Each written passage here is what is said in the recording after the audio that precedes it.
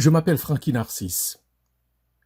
Nous allons aujourd'hui voir sur la base de Colossiens chapitre 1, versets 12 à 20, un texte fondamental qui établit de façon claire et non équivoque ce que nous appelons la prééminence de Jésus-Christ en tout et sur tout.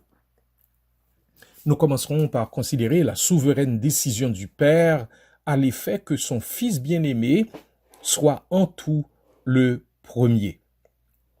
Laissez-moi vous lire le texte de Colossiens chapitre 1, versets 12 à 20. Je lis dans la version Louis II. « Rendez grâce au Père, qui vous a rendu capable d'avoir part à l'héritage des saints dans la lumière, qui nous a délivrés de la puissance des ténèbres et nous a transportés dans le royaume du Fils de son amour, en qui nous avons la rédemption, la rémission des péchés. Il est l'image du Dieu invisible, le premier-né de toute la création, car en lui ont été créées toutes les choses qui sont dans les cieux et sur la terre, les visibles et les invisibles, trône, dignité, domination, autorité. Tout a été créé par lui et pour lui. Il est avant toute chose et toute chose subsiste en lui.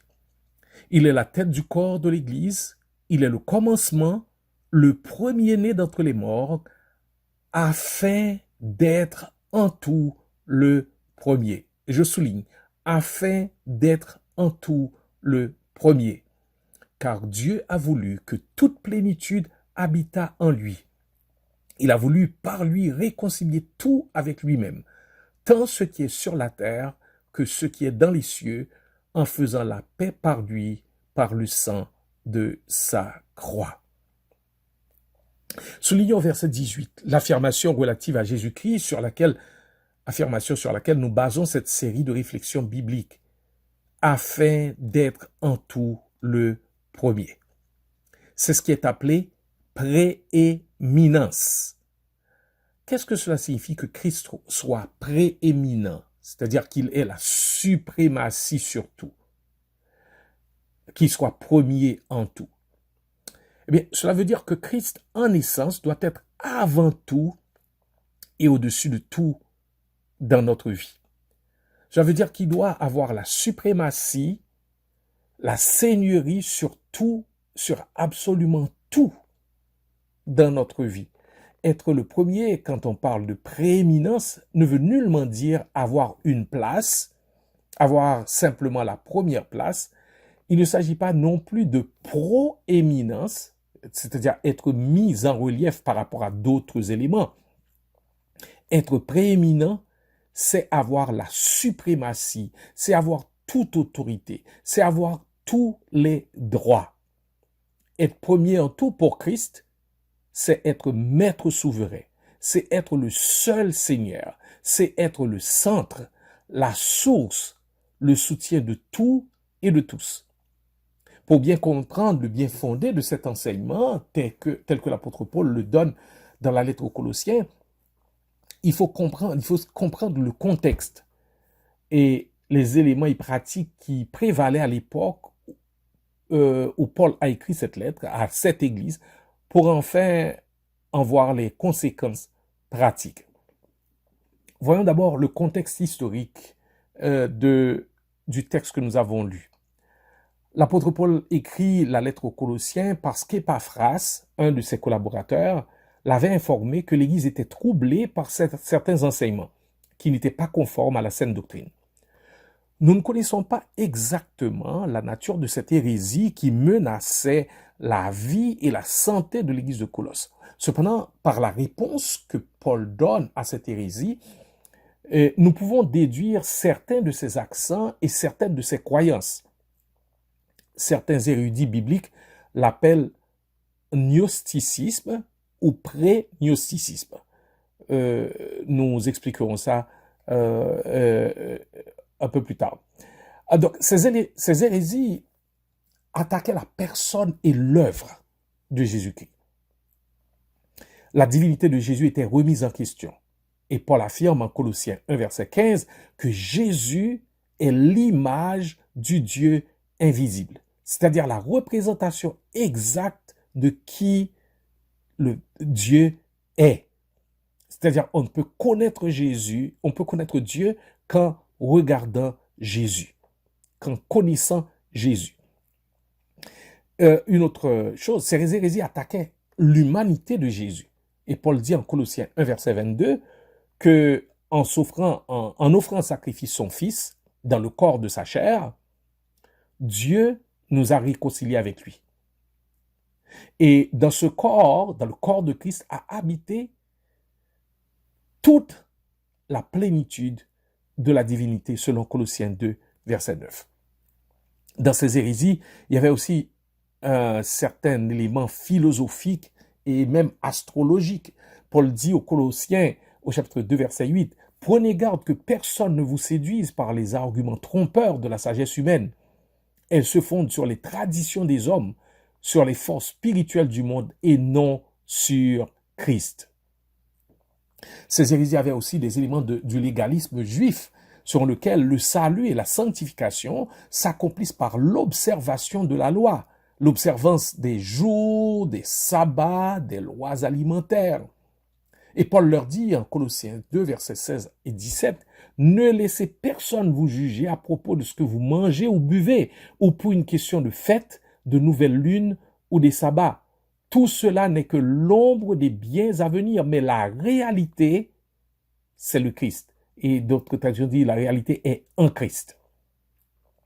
Ces hérésies avaient aussi certains éléments du mysticisme païen avec l'accent sur des visions, des prétendues révélations. Et Paul dit, en Colossiens 2, versets 18-19, « Ne vous laissez pas condamner par des gens qui prennent plaisir à des pratiques extérieures d'humilité et au culte des anges et qui attachent beaucoup d'importance à leur vision.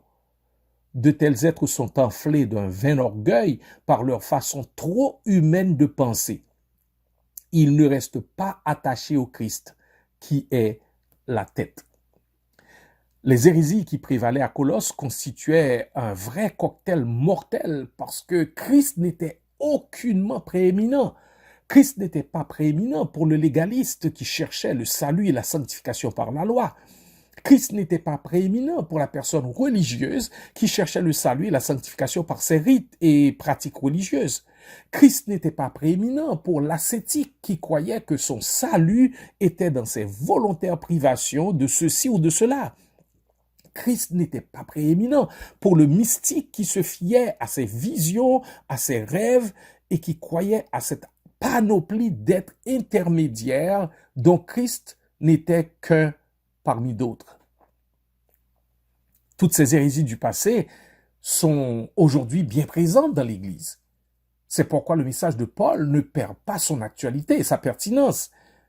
Le cœur de la question spirituelle, hier et aujourd'hui, est la personne et l'œuvre de Christ.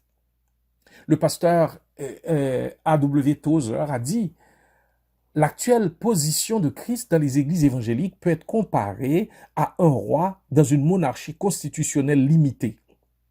Le roi, quelquefois dépersonnalisé par le terme « la couronne », est dans un tel pays pas plus qu'un point de ralliement traditionnel, un simple symbole d'unité et de loyauté, comme un drapeau ou un hymne national. Il est loué, fêté et soutenu, mais sa réelle autorité est petite.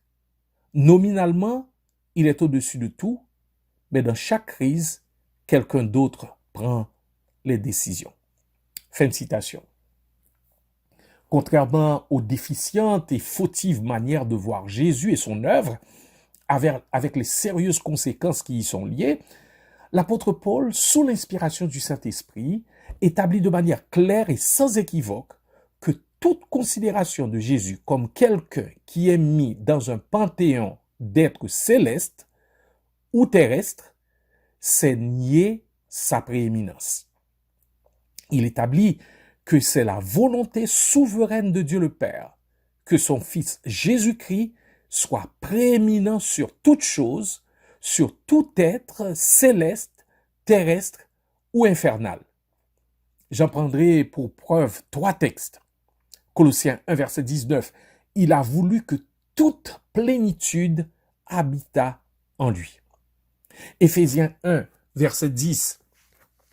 Il veut réunir tout ce qui est dans les cieux et sous la terre, et sur la terre plutôt, sous un même chef. Et Philippiens 2, verset 9 à 11, Dieu veut que dans les cieux, sur la terre et sous la terre, tout genou fléchisse et toute langue confesse que Jésus-Christ est Seigneur à la gloire de Dieu le Père. Qu'est-ce que cela veut dire? Eh bien, il a plu au Père de faire habiter en son Fils Jésus-Christ toute plénitude. Dieu a un plan éternel. Qu'ultimement, son Fils est la prééminence, c'est-à-dire soit premier en tout. Je dirais que c'est le but de l'histoire. L'Esprit Saint est envoyé pour glorifier, magnifier Jésus-Christ. Son ministère ne vise pas à s'élever lui-même, mais à élever Jésus-Christ, selon Jean chapitre 16, versets 13 et 14. Oui, le ministère de l'Esprit Saint vise à élever Jésus-Christ pour que Jésus soit en tout le premier. Lorsque l'histoire arrivera à sa fin, Dieu le Père a établi que devant son Fils, tout genou doit fléchir et que toute langue doit confesser qu'il est Seigneur à sa seule gloire, selon Éphésiens 2, verset 11. Plusieurs dans l'histoire ont voulu avoir cette position, mais Dieu a décidé que seul son Fils devra recevoir adoration, honneur suprême à sa gloire. Il y a dans le film The Avengers, une scène que je ne peux jamais oublier. C'est la scène où Loki cherchait quelque chose. Ce que Loki cherchait dans cette scène, c'est que c'est ce que bien des hommes ont secrètement désiré.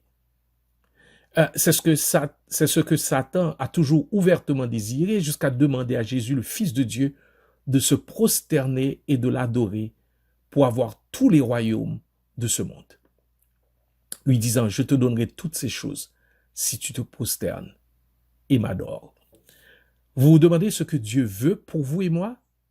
Eh bien, il veut que vous ayez comme principal but de votre vie la même chose qu'il a comme but. Que Jésus soit en tout le premier dans votre vie comme dans la mienne. Qu'il soit le seul à recevoir de toi et de moi toute adoration, toute obéissance, toute soumission. De même qu'il n'y a pas un pouce carré de cette planète qui ne lui appartient pas et dont il ne peut dire c'est le mien, eh bien, dans notre vie, il doit avoir la prééminence et il doit avoir autorité sur toute chose. Qu'il n'y ait aucun domaine, aucune sphère, aucun aspect, aucun rôle, aucun talent, aucune possession dont il ne peut dire c'est mien. S.B. Gordon a dit, et je le cite, dans chaque cœur, il y a un trône. Quand le moi est sur le trône, Christ est sur la croix. Mais quand le moi est sur la croix, Jésus est sur le trône. Amen. Je vais répéter. Dans chaque cœur, il y a un trône. Quand le moi est sur le trône, Christ est sur la croix. Mais quand le moi est sur la croix, Jésus est sur le trône. Maintenant, je veux te poser une question simple, claire et directe. Dans ton cœur, maintenant, oui, maintenant, plus que toute autre chose, est-ce que Jésus est le premier? Est-ce que Jésus est sur le trône? Écoutez-moi bien, Jésus n'est pas en train de chercher une place dans votre vie. Il n'est pas en train de vous demander de lui permettre de devenir une partie de votre vie. Il ne cherche pas la proéminence, c'est-à-dire à être mis en relief par rapport à ceux qui l'environnent. Non, Jésus mérite et demande la prééminence, c'est-à-dire la supériorité absolue de rang, de dignité, de droit, de degré. Jésus est positionnellement, par ses droits de créateur et de rédempteur, dans une vie individuelle, conjugale, familial, social, ecclésial, premier en tout et Seigneur de tout, ou il ne l'est pas du tout. C'est la volonté souveraine du Père qu'il en soit ainsi. Et c'est notre plus impérieux devoir de nous y soumettre. Deux auteurs inconnus ont écrit 2 textes que j'applique à moi-même et à tout croyant déterminé à reconnaître Christ comme étant le premier et à le laisser régner sur absolument tout. Le premier dit ceci, et je cite, j'aimerais tellement connaître le nom de l'auteur de ce texte. Crise dans la maladie, crise dans la santé, crise dans la pauvreté, crise dans la joie. Dans la pauvreté, crise dans la richesse, crise dans la joie, crise dans le chagrin. Christ aujourd'hui et Christ pour demain. Christ ma vie et Christ ma lumière. Christ au matin, à midi et pour la nuit. Christ quand tous autour de moi délaissent Christ. Mon refuge pour toujours. Christ mon corps et Christ ma nourriture. Christ au-dessus de mon suprême bien. Christ mon bien-aimé ami, mon plaisir sans fin. Christ mon sauveur, Christ mon Seigneur. Christ ma portion, Christ mon Dieu. Christ mon berger, Christ mon conducteur. Christ ma paix, Christ ma justice. Christ ma sagesse, Christ le restaurateur de mes pieds errants. Christ mon avocat et prêtre. Christ celui qui n'oublie jamais le plus vil. Christ mon professeur, Christ mon guide, Christ mon rocher, Christ en qui je me cache, Christ le pain de vie éternelle, Christ dont le sang précieux a coulé, Christ celui qui m'a amené proche de Dieu, Christ la parole éternelle, Christ mon maître, Christ ma tête, Christ qui pour mes péchés a donné son sang, Christ ma gloire, Christ ma couronne, Christ mon réconfort dans les lieux élevés, Christ mon espérance, Christ mon espérance, Christ mon tout. Le deuxième texte dit ceci, quand je suis le plus dans le besoin, il est le plus suffisant. Quand je suis complètement démuni, il est le plus secourable. Quand je me sens tellement dépendant, il est absolument fiable. Quand je suis le plus faible, il est le plus capable. Quand je suis le plus seul, il est intimement présent. Quand je sens que je suis le moindre, il est le plus grand. Quand je me sens le plus inutile, il est en train de me préparer. Quand il fait le plus noir, il est la force, la seule lumière dont j'ai besoin. Quand je me sens dans l'insécurité, il est mon rocher, ma forteresse. Quand je suis le plus humble, il est le plus gracieux. Quand je ne peux pas, lui, il peut.